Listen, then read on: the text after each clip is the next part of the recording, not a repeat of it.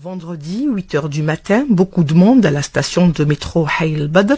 Le groupe Dzaïr Trekking organise une randonnée pédestre au parc de Thniyat el-Had qui promet d'être riche en émotions. Nous avons posé la question à quelques randonneurs. La première des choses, déjà, c'est convivial, hein. Et puis donc c'est un groupe quand même qui est solide, qui est soudé. Et puis on a eu quand même le privilège, c'est la nature. La nature nous fait des cadeaux de jour en jour, on découvre de belles choses. On n'a qu'à admirer, prendre des photos. C'est ça qui est formidable.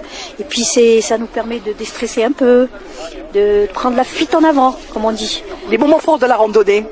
Oh, c'est la convivialité, voilà, la complicité des uns et des autres. C'est comme d'habitude, comme toutes les randonnées qu'on a faites, elles sont toujours extra. Rien à redire, donc on est toujours satisfait. On peut dire qu'on peut ne plus penser à l'étranger. Et on découvre toujours de très très très belles choses, on a toujours de bonnes surprises. Notre pays est très bon et très grand, il y a des choses qui vraiment, il faut les découvrir.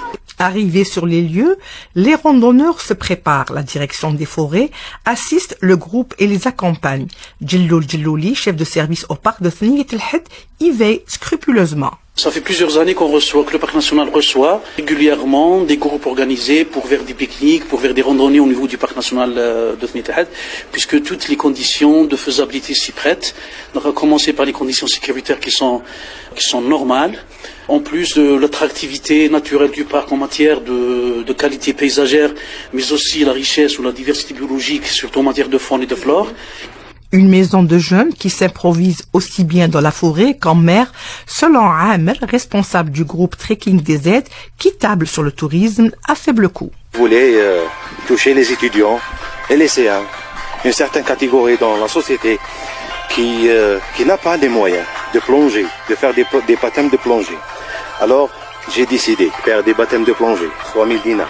Le transport, plus le baptême de plongée, plus une photo sous l'eau, de faire profiter tout le monde. Alors, notre devise, c'est fin de journée, les gens, les étudiants, les jeunes sont souriants et happy, presque.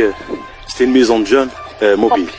Sentier escarpé difficilement accessible, bonne humeur et esprit de solidarité, c'est un peu ça l'esprit des 80 triqueurs qui, le temps d'une journée à Thniyat el-Had, ont vécu en symbiose grâce à notre guide Mounir.